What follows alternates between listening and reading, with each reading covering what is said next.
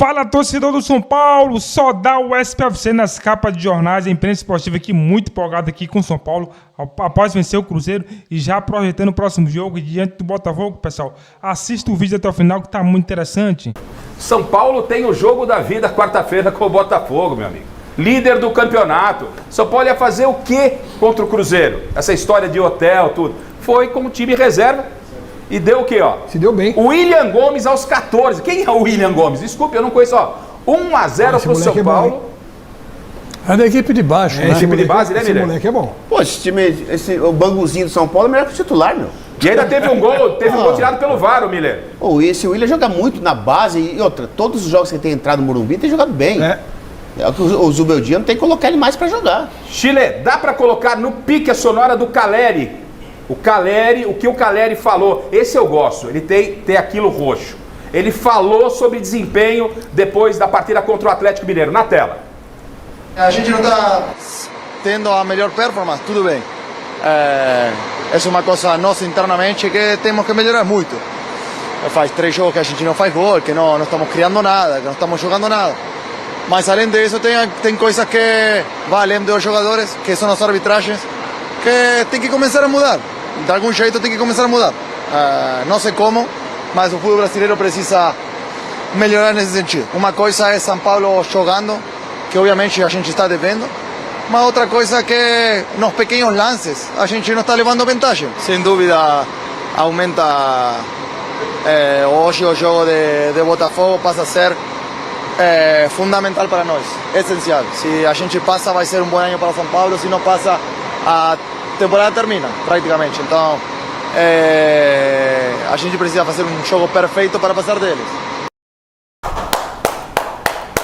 Parabéns, Caleri. Tanta entrevista que nego não fala porcaria nenhuma. O Caleri falou do time dele, estamos jogando porcaria nenhuma, precisamos melhorar, não estamos fazendo gol. Foi recado pro time. Esse é o espírito que a torcida do São Paulo quer ver do São Paulo na próxima quarta-feira. Ele tem consciência de que no Campeonato Brasileiro o São Paulo não tem chance de ser campeão. Vão priorizar as Copas, no caso a Copa Libertadores. Que esses 2 jogos serão 2 jogos contra o Botafogo que tem que fazer um resultado lá, não pode perder lá. É tanto que ele disse, se a gente não passar, acaba o ano. Acabou o ano, é verdade, tá certo. E que legal o cara falar, gente, nenhum problema, o cara falou. É isso aí. A real, hoje faz entrevista. falta hoje, hein? Não tem culpa da imprensa, não é o Garrafa que tá falando que não tá jogando porcaria nenhuma. É o Caleri, 3 jogos, não marca nenhum gol, velho. O cara, quando fala isso, tá dando recado pro time, pra ele mesmo. Ele é o centroavante, o hoje contra o Cruzeiro foi do time reserva. Os titulares continuam sem marcar gol. É isso. E ele tá cobrando dos caras que vão enfrentar o Botafogo. E outra coisa, uma outra fala, nós temos que fazer um jogo perfeito. É aquele negócio, não podemos errar. Garrafa, a bola não chega pra ele jogar. A bola não chega pra ele. O atacante morre de fome, ele reclama mesmo. A fala do Caleri é essa. É a isso. bola não tá chegando. Se a bola não chega, como é que ele vai fazer gol? Um jogo se começa ganhando aí, não é, Geninho? Quando o grupo tá sabendo o que tá acontecendo, na sua época era assim, de treinador, os caras vinham e falavam abertamente. É importante se posicionar. E parar com esse negócio, se a culpa é da imprensa, velho, eu não jogo, eu não marco um gol, velho. Tô com meus 2, nem brincando nem pelado, eu sou o técnico da Gazeta e o time foi campeão, hein? Faz 3 anos que a gente não joga mais porque acabou o campeonato. Mas, entendeu? Mas eu não faço gol, os caras dão a culpa da imprensa, não tem culpa da imprensa. O Caleri veio e falou, gente, o problema é esse, a gente não faz gol, e vai ter que mudar. Isso é legal pro treinador ter um jogador desse tipo, né, gente? Eu acho que a cobrança interna, a cobrança dentro do grupo, ela funciona. Ela é fundamental. Agora, aquele que vai ser cobrado tem que saber aceitar essa cobrança também, não se melindrar, não achar, pode. Pô, o cara tirou a dele, tá jogando a bomba nos outros. Não. Ele se colocou no meio. Estamos jogando. Ele falou uma frase no final que foi fundamental. Nós temos que ganhar, senão acaba o ano. É isso. Pô, quer recado mais bem dado que esse? E o São Paulo tem a decisão no Morumbi. O que deve acontecer? Palpitão para primeiro jogo, Miller, lá no Rio. Empate lá e vence no Morumbi. Empate lá, vence aqui. Chico. Derrota lá e vitória aqui. E aí, você não falou o placar, o que acontece? Classifica quem? O Botafogo. O Botafogo. Geninho, o que deve acontecer no primeiro jogo lá? Olha, eu acho difícil o jogo lá. Eu acho que ganha o Botafogo lá. De repente, um empate ou até a vitória do São Paulo aqui, a coisa pode decidir. Pode ser decidido no pênalti, vai ser muito apertado. Situação apertada. Alex? Palpitão mesmo nesse Palpitão. momento. O Botafogo ganha lá por 1 gol de diferença e o São Paulo ganha aqui por 1 gol de diferença e nos pênaltis eles que se virem. Paulinho? O Botafogo não joga por 1 gol, não. O Botafogo tem um ataque ali que tá na crescente ainda, eu acho que ganha lá. E o São Paulo tem que fazer o jogo perfeito aqui para passar. Pelo Caleri, empate com gols do Rio, vitória do São Paulo no Morumbi. Marina? Eu acho também que vai dar Botafogo, Garrafa. Eu acho que vai vencer em casa. São Paulo até consegue, mas vai passar o Botafogo. Es un gran premio al plantel, así que seguimos sumando en el Brasileirao, es muy importante para nosotros y bueno, ahora dar vuelta a la página y pensar en Botafogo. Thaís, o Beldia calminho, ganhou de 1-0 com o time reserva, gol do William Gomes, o menino, né, prof, chamando a atenção, e o retrospecto com o Cruzeiro é um negócio impressionante, né? Nossa, já houve coisas no Mineirão, só 5-0 pro São Paulo, 5 gols do Dodô. Só que eu me lembre, assim... Agora, olha a escalação do São Paulo hoje, de cara. Jandrei, Ferrarese, Sabino e Juan, Igor Vinícius, Longo, Marcos Antônio, Michel Araújo, Eric, William Gomes, que fez o gol da vitória, e o André Silva. Não só o gol já usada contra o Atlético Goianiense também, e gerou outra vitória por 1-0. Tá regulando, como diria um amigo meu. E o São Paulo foi muito mais perigoso o jogo inteiro. Dos contra-ataques, a bola ficava com o Cruzeiro, mas o São Paulo descia e assustava muito. O Cássio trabalhou muito nesse jogo até o final da partida. Depois o Cruzeiro tenta acordar ali, dá aquele abafa tradicional de fim de jogo, mas não é que o São Paulo ganhou por uma bola. O São Paulo teve várias bolas. O William Gomes faz o gol quando já tinha criado bastante, já podia ter feito antes. E nomes à parte, eu acho que uma coisa que pega nesses times reservas é o fato de nunca terem jogado juntos. Sim, né? Os jogadores nunca atuaram juntos. O São Paulo realmente é um resultado importante, porque o Cruzeiro é rival direto do São Paulo na faixa de classificação. A gente costuma brincar, o campeonato desse time não é contra este adversário, né? Nós tivemos Botafogo e Corinthians Estavam com o mesmo número de pontos, né? 41. Então, é ali, o São Paulo deu um bote muito interessante contra o Cruzeiro, contra um rival que inclusive também tem oscilado bastante, é verdade, mas é um rival de muita qualidade.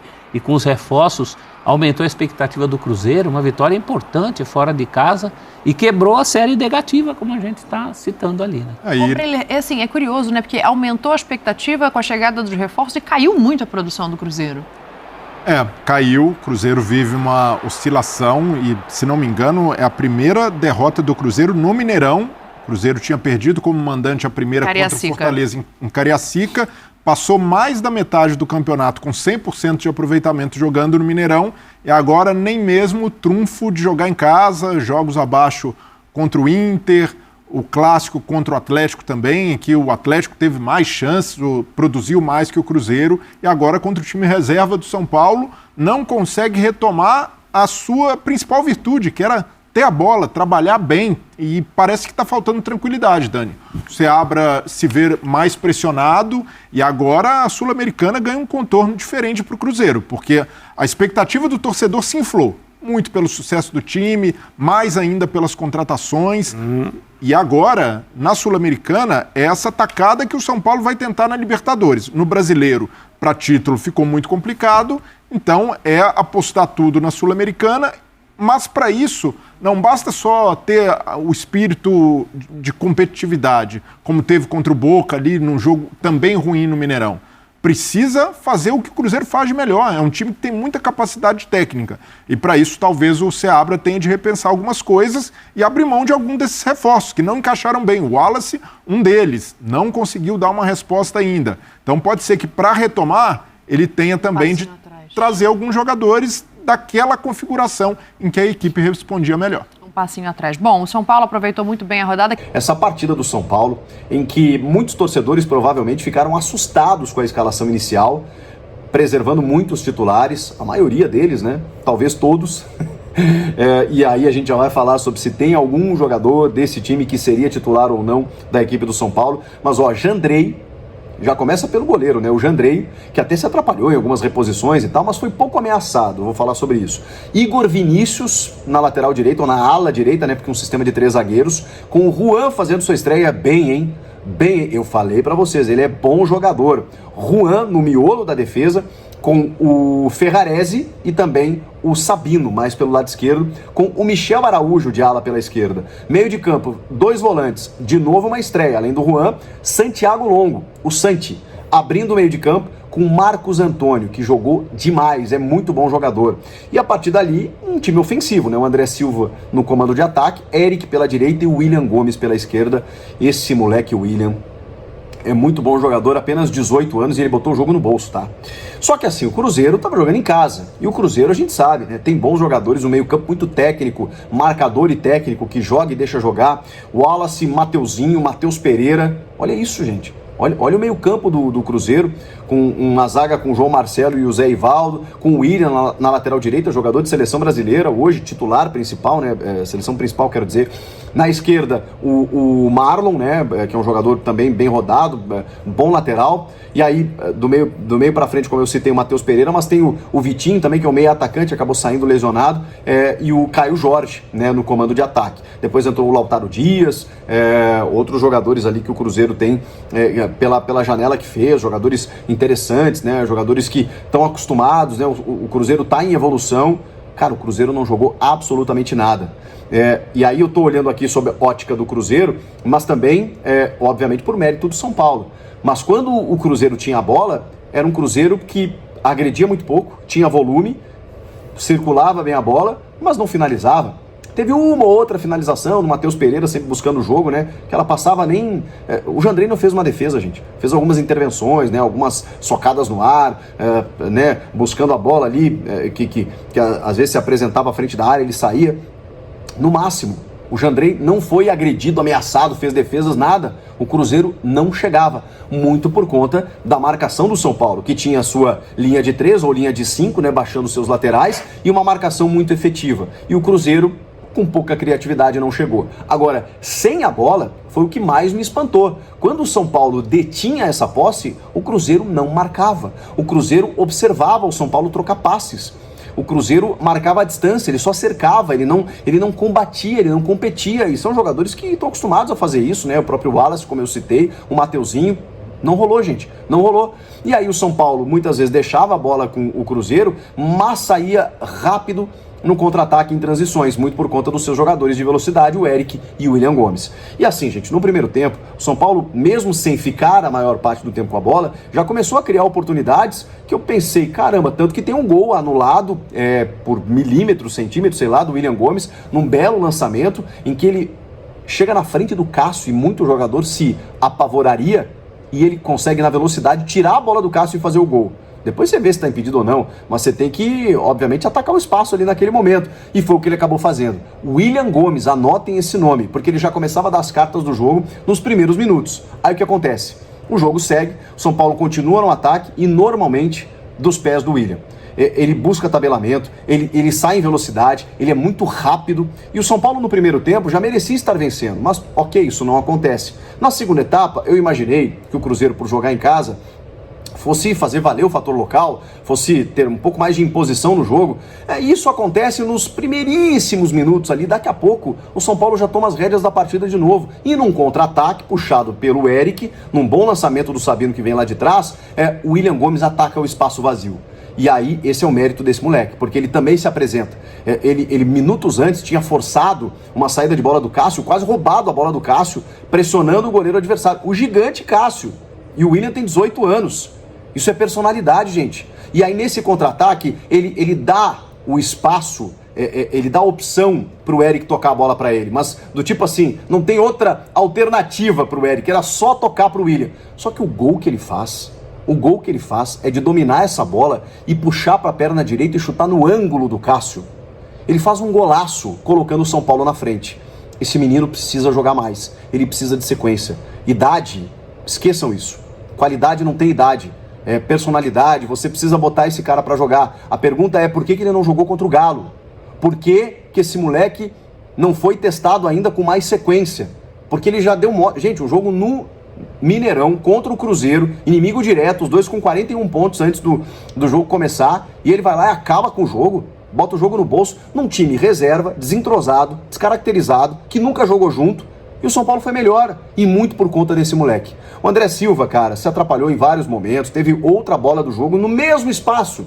No mesmo momento, ele recebe a bola pelo lado esquerdo, na perna dele, o que ele faz? Ele chuta em cima do Cássio. E aí você vê a diferença. Um jogador mais rodado, camisa 9, centroavante, que é o fazedor de gols, não teve a mesma tranquilidade que o menino teve. Então, assim, ele é diferente. Ele sabe o que fazer com a bola. Ele sabe correr, ele sabe o seu espaço no campo, ele sabe pressionar, ele sabe roubar a bola, ele tem qualidade, ele tem velocidade. Bota pra jogar.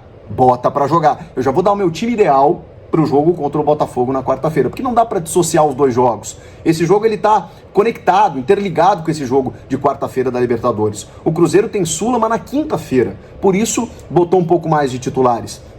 E mesmo assim, as suas principais individualidades não apareceram no jogo. Aí o Cruzeiro teve uma abafa nos minutos finais, ali na pressão, com as trocas e tal, e o do Fernando Seabra, e o Zubeldia começou a abdicar do jogo um pouco cedo, na minha opinião. Mas beleza, não vou aqui criticar aquilo que deu certo.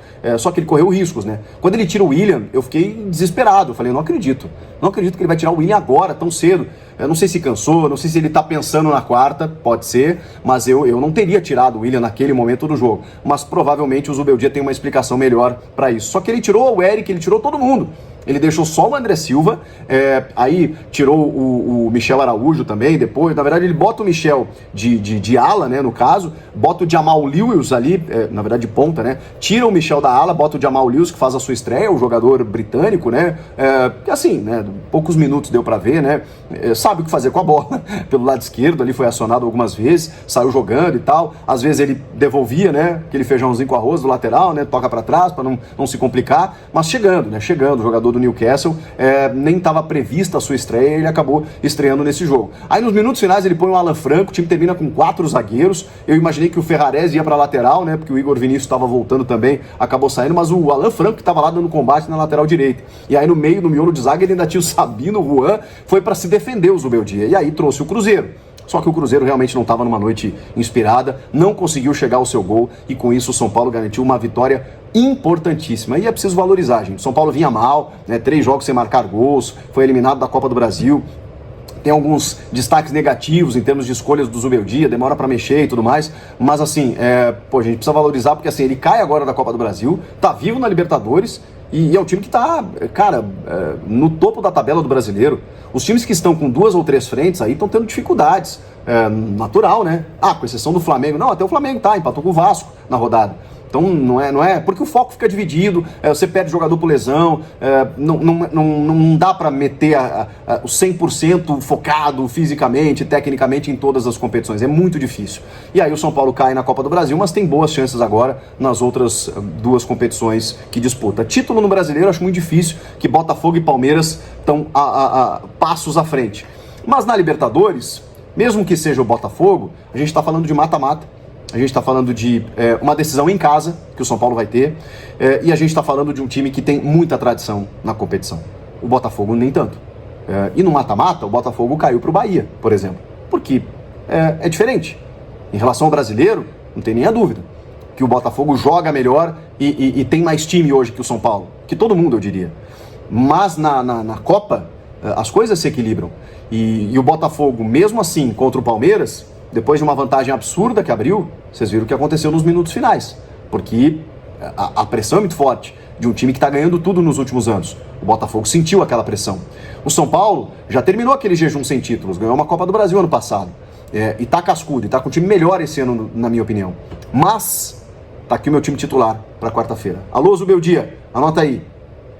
Rafael no gol, Rafinha na direita, Alan Franco e Arboleda com o Wellington na esquerda. Meio de campo, Luiz Gustavo, Marcos Antônio e Lucas centralizado.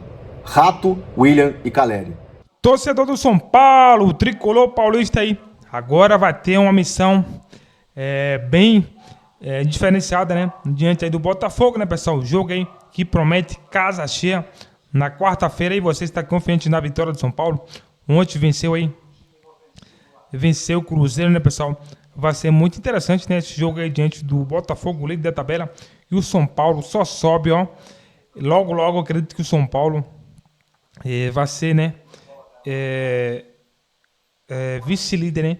Assumir aí essa posição, pessoal, da tabela lá em cima, né?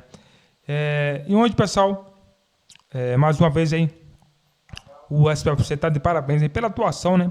Que jogou aí, né, pessoal, com a equipe reserva, né? E mesmo assim conseguiu fazer um bom jogo. Isso que importa, né? Às vezes não adianta jogar bonito se não fazer um bom jogo. Ontem aí, o SPFC mereceu sim a vitória. Vamos lá, pessoal, para mais informações. O Beldia avalia reforço e valoriza a vitória do São Paulo após queda na Copa do Brasil. Abre aspas. Prêmio ao grupo. 3 dias após a eliminação para o Atlético Mineiro da Copa do Brasil, o São Paulo voltou a campo e venceu o Cruzeiro. Nada mais justo que esse, pessoal, para colar no G4 do Brasileirão. Agora a equipe, né, está em 5º lugar com 44 pontos, né? Um resultado visto com bons olhos pelo técnico, pessoal. Viemos de um golpe duro, né? Ficar fora da Copa do Brasil e, sem dúvida, os jogadores que não estavam com nível adequado interromperam muito bem o que tinha de haver taticamente, né? Depois de aplicar suas características, jogamos bem no começo ao fim.